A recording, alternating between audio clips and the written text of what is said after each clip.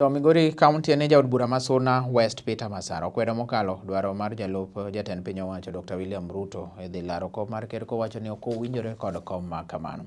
Kanoloso Magongo Primary Suna West kono, Masara wacho ni Ruto oseduoko chien jotelo mago kuom kinde mokadho maonge gima koro nyalo singo ne jo Kenya gie sani. Omedo ni Ruto yande koro ne singo kata gethol ne pod dhi nyime kod singo wach mar wheelbarrow ne rowere manyiso achaya ng'ama opiem godo mulo Raila Amolo Odinga to osekedo ne piny Kenya kendo nitie gik mathoth ahinya ma osetimo.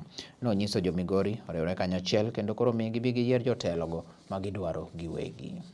Manyonwa independence. Wuon Ruto ne nyiedho dhok.